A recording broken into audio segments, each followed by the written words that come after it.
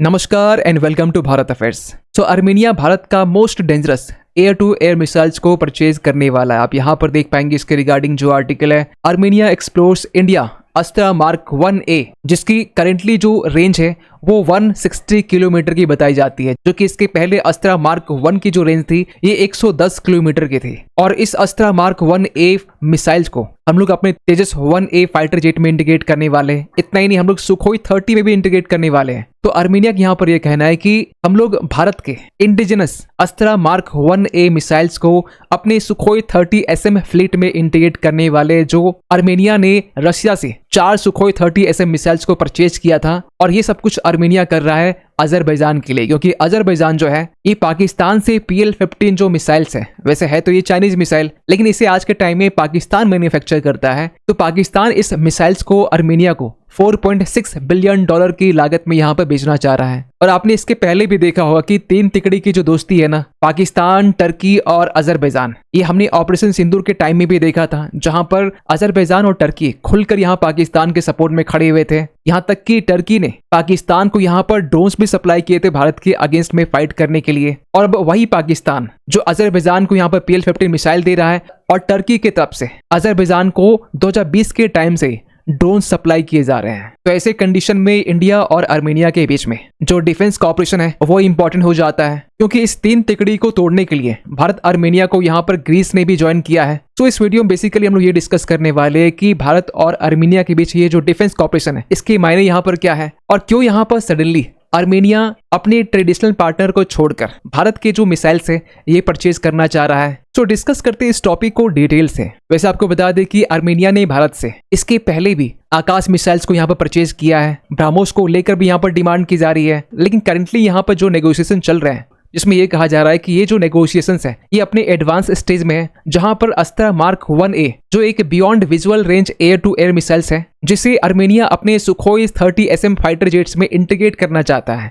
बातचीत चल रही और इस चीज को लेकर भारत से पिछले साल से बातचीत चल रही है। आप यहाँ पर भी देख पाएंगे आर्मेनिया और भारत के बीच में एक जॉइंट वर्किंग ग्रुप की यहाँ पर मीटिंग रखी गई थी, जिसमें डिफेंस कॉपरेशन को लेकर बातचीत चल रही है। और जिस अस्त्रा मार्क 1A मिसाइल्स की बात की जा रही है, जिसे हमने पिछले साल ही तेजस मार्क 1A में इसके जो प्रोटोटाइप है हमने टेस्ट कर लिया था, जहां अस्त्रा मार्क 1 की जो रेंज थी 110 किलोमीटर की थी, इसे यहाँ बढ़ाकर 160 किलोमीटर यहाँ पर किया गया है। और इस मिसाइल्स को हम लोग अपने तेजस मार्क 1A और सुखोई 30 में इंटीग्रेट करने वाले हैं। और ये मूव हमें तब देखने को मिल रहा है जब अजरबैजान ने पिछले ही साल पाकिस्तान से 40 JF-17 जो thunder block 3rd fighter jets है इसको लेकर यहाँ पर डील की गई थी। लेकिन अगेन यहाँ पर क्वेश्चन मार्क रेज होता है कि जो सुखोई 30 जिसे HAL यहाँ पर निर्माण करता है, और इस सुखोई 30 के भी जो सोर्स कोड है हमें अब तक रशिया ने दिया नहीं है, लेकिन जो इसके ICD होते हैं, इंटरफेस कंट्रोल डॉक्यूमेंट, जिसको लेकर हम लोग आज के टाइम में फ्रांस से डील कर रहे हैं राफेल को लेकर, तो ये हमारे पास में है। तो अगर ICD अगर हमारे पास में है तो हम लोग अपनी सुखोई 30 को अपग्रेड करके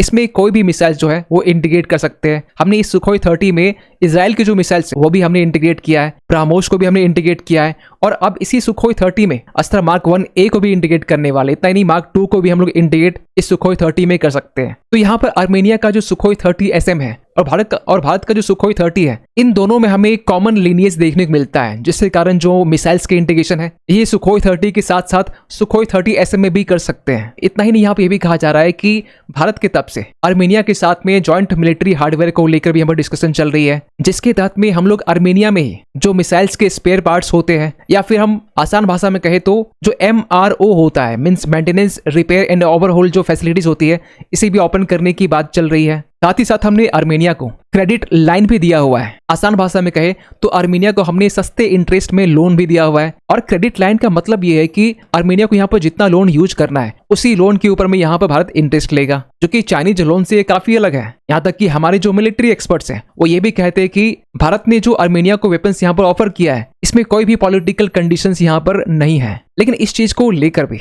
जो वेस्ट के मीडिया आउटलेट्स है उनका ये मानना है कि आर्मेनिया जो ट्रेडिशनली रशिया से वेपन्स परचेज किया करता था, एक पुराना कस्टमर माना जाता है इनके साथ में डिफेंस डील ना करके अब वो भारत के साथ में डिफेंस को लेकर डील कर रहा है। आप यहाँ पर देख पाएंगे रॉयटर्स ने पिछले साल अप्रैल के टाइम में ये लिखा था कि India offers cheap loans for arms targeting Russia's traditional customers. और आंकड़े यहाँ पे ये कहते हैं कि 2022 से लेकर 2024 तक में भारत ने आर्मेनिया को 43% आर्म्स यहाँ पर सप्लाई किया था। लेकिन आज के टाइम में आर्मेनिया जो है ये अपने डिफेंस इंपोर्ट्स को डाइवर्सिफाई भी कर रहा है। ओनली भारत ही नहीं, आप देख पाएंगे यूरोपियन यूनियन जो है इनके साथ में भी यहाँ पर पार्टनरशिप देखने को मिल रहा है, जहां पर हाल ही में आर्मेनिया ने EU लीडर समिट में यहाँ पर पार्टिसिपेट किया था। यहाँ ये भी कहा जा रहा है कि डिफेंस को लेकर भी यहाँ पर डील देखने को मिल रहा है। फ्रांस के साथ में ऑलरेडी यहाँ पर तो डील देखने को मिल ही रहा है, लेकिन बाकी जो प्लेयर्स हैं इनके साथ में भी यहाँ पर पार्टनरशिप देखने को मिल रहा है। जबकि आर्मेनिया और रशिया के बीच में जो डिफेंस टाइज थे ये काफी स्ट्रांग माने जाते थे। यहाँ तक कि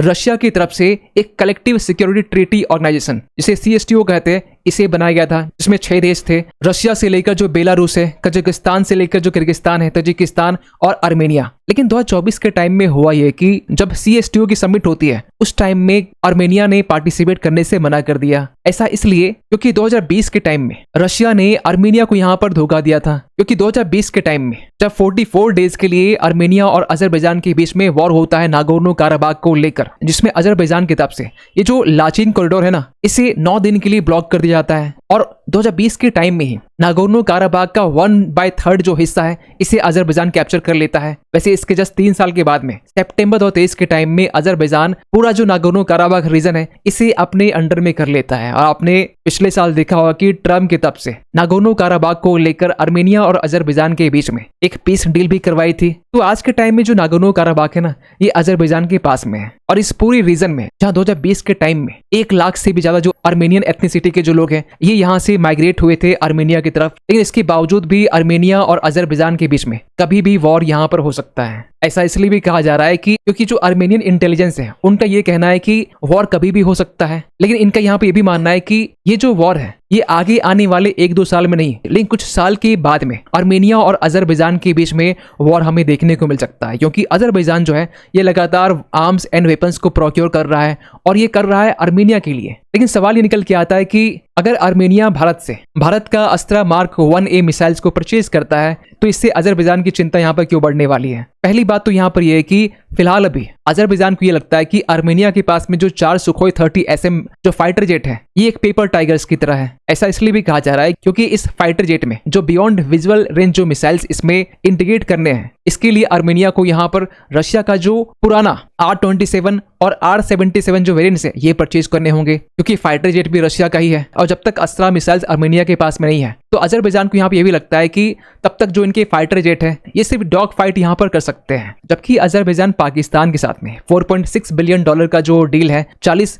JF-17 को लेकर ये कर चुका है। और अगर अस्त्रा मार्क 1A और चाइना का PL-15 मिसाइल्स को अगर कंपैरिजन करें तो आप देख सकते हैं कि जो अस्त्रा मार्क 1A की जो रेंज है ये 160 किलोमीटर के बराबर में है, वहीं PL-15 की जो रेंज है 145 किलोमीटर की है। यहाँ तक कि अस्त्रा मार्क 1A इसकी जो मैक्सिमम स्पीड है ये 4.5 मैक की है। आप समझ सकते हैं कि हाइपरसोनिक स्पीड से ये थोड़ा सा कम है, हाइपरसोनिक स्पीड में जिसमें हमें 5 मैक की देखने मिलती है, वहीं PL-15 की 4 मैक की है। अस्त्रा मार्क 1A में जो इसमें रडार लगे हुए हैं वो भी इंडिजिनस एक्टिव रडार सीकर लगे हैं। और सबसे इंपॉर्टेंट यहाँ पर है इलेक्ट्रॉनिक वॉरफेयर, जहां अस्त्रा मार्क 1A में high resistance to jamming ECCM ये इस्तेमाल किए जा रहे हैं, मींस इलेक्ट्रॉनिक काउंटर मेजर, जिससे मिसाइल्स को जैम करना ये इम्पॉसिबल हो जाता है। और कहा यह भी जा रहा है कि आर्मेनिया की तरफ से भारत के इंडिजिनस उत्तम रडार सीकर की भी यहाँ पर डिमांड की जा रही है। और इसके पहले भी 2020 से लेकर अब तक टर्की ने भी यहाँ पर अजरबैजान को बड़े नंबर्स में ड्रोन्स एंड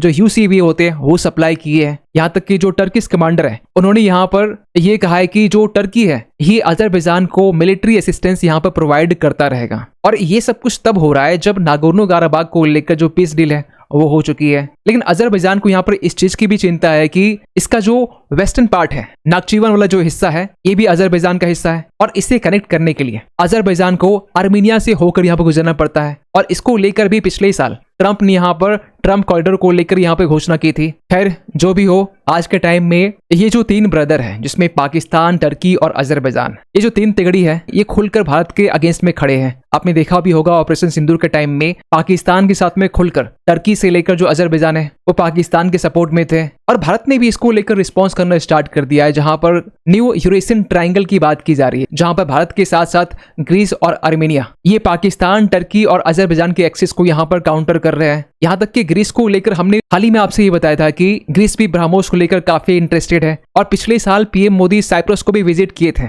जो एक साफ सिग्नल था टर्की के लिए। खैर, आप क्या सोचते हैं इस अपडेट को लेकर? कमेंट कीजिएगा। मिलते किसी अगले वीडियो में, तब तक के लिए थैंक यू सो मच।